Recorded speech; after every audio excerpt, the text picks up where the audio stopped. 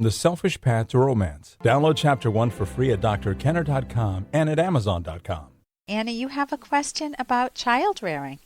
Yes, I do. Yeah, go ahead. It concerns bonding. Yes.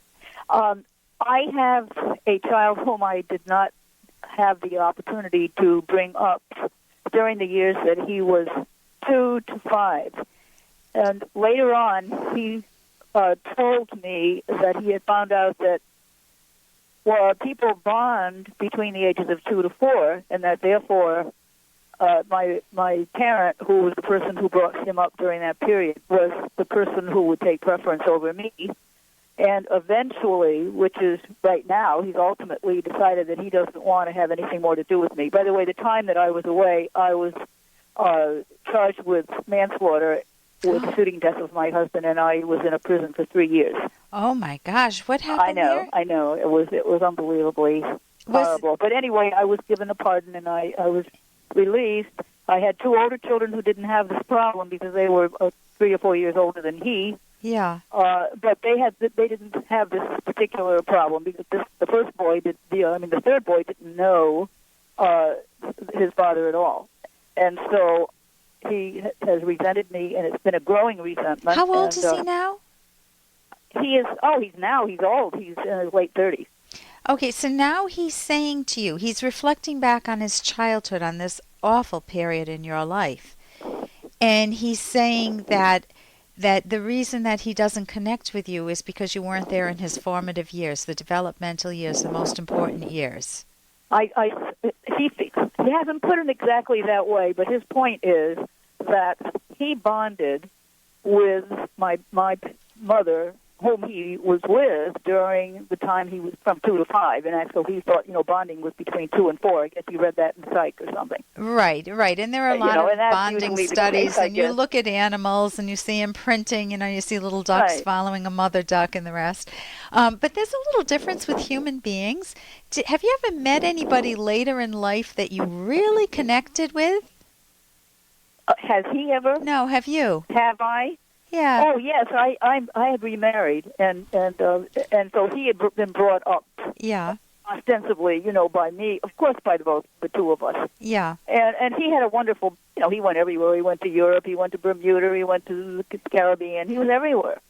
So he's had all of the, the fine things. We were never at a loss for money. Yeah. But it seems as though he seems to be devoid of emotion.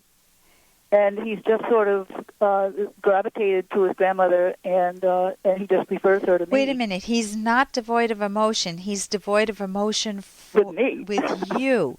Well, his brothers feel that he's sort of just doesn't have emotion. There seems to be a great lacuna in his education. Or in his emotionality. Okay. I shouldn't say, so you're saying he does have emotions, but not towards you. Yeah, but I don't. It's not quite as much as especially one of the other boys, and he just.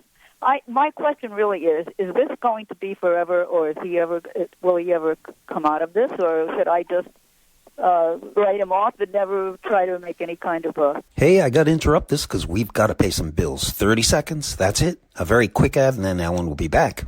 Romance. Ugh, I wish guys knew more about what we want from a relationship. Boy, I wish I knew more about what I want. Where's that ad I saw? Here it is. The Selfish Path to Romance. A serious romance guidebook. Download Chapter 1 for free at selfishromance.com and buy it at amazon.com. The Selfish Path to Romance. That is interesting. Is this going to be forever, or will he ever come out of this, or should I just write him off and never try to make any kind of a... You can't force a mind. People have free will, which means that he evaluates you, he evaluates Grandma, he evaluates the other adults and other people in his life. He looks back on his childhood and draws some conclusions. And if you were an incredible... I don't know how you were. Coming out of prison, how were you towards him? I treated him exactly as I treated the other 2. In fact, he got more tangible kinds of things because he was the youngest of the 3. Did you feel guilty at all and maybe overcompensate? And I thought I would have to give him a lot because of that. And of course, the others got the same, but because he was the youngest, was around the longest. We actually need him here to answer that question. So your basic question, I disagree with. The answer to your basic question, I disagree with, meaning I don't think that there is, with human beings, yes, the person that you're closest with growing up, you can value that person tremendously. If it was your mother, then that's the person. But at the age of 5, if you came on the scene and connected with him well, he would have 2 wonderful people to bond with.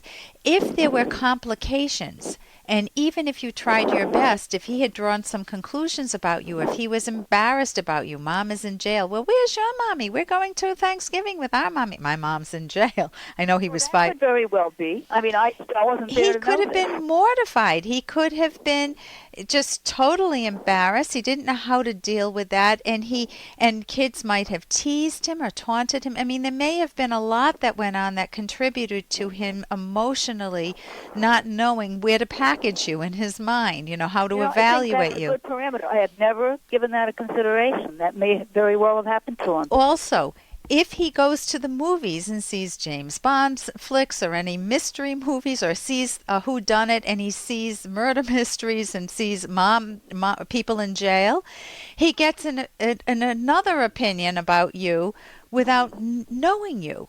Now, I'm assuming you were pardoned. What happened with your husband? Well, I killed him. No question about that. How did you kill him? We were in an argument, and it was an accident. I mean, I have no recollection of really the details, but the man was doing very poorly in the service. He was a commander in the Navy, but he had a lot of personality problems. But what caused you to kill him? I mean, what did he do to you? Oh, well, he was abusive. I mean, he would just lead me on and get me very... was he physically abusive? Both. He would break things. I mean, he would tear telephones out of walls, and he would break all the windows. Oh my in the gosh! house. So everyone was traumatized, and you killed him. How did you kill him? I shot him. Okay. I mean, it sounds very, very horrible, but I mean, that's how it happened. So if your son knows this, that Daddy was shot by Mommy. Yes. And, who knows what type of explaining he had to do as a kid. And he may have emotionally just pulled away from you, and then he doesn't know how to tell you he may not want to go into the details with you. So he just tells you the bonding. He may have read that in a book and just feels he connected with Grandma. But it could be that he prefers Grandma as his mom. Oh, I'm sure. I think he really does. Yeah, and I know that right. She was very wonderful to him, and she treated him. He was treated the best of the 3. We're right at the end of time. What I recommend is he's going to make his own choices. Connect with the kids your 2 children that do bond with you, that do connect with you, and leave it. It's his choice. If he ever chooses to connect a little more, then that's up to him. For more Dr. Kenner podcast, go to drkenner.com and please listen to this ad. Here's an excerpt from The Selfish Path to Romance, the Serious Romance Guidebook by Drs. Kenner and Locke. How we communicate can sabotage our relationships. Here are a few examples of ineffective communication techniques. Threats. If you don't apologize now, I'm packing my bags and leaving. Or, if we don't have sex soon, I'm going to find someone else. Global language, you never listen to me, or you always manage to be late. Predicting an unhappy future, you'll never make anything of yourself. Lecturing, you should call your mother more often. I know she wasn't a good mother, but she needs you now, and it's wrong to ignore her needs.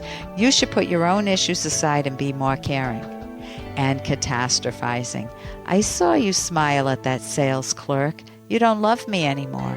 You can download Chapter 1 for free by going to drkenner.com, and you can buy the book at amazon.com.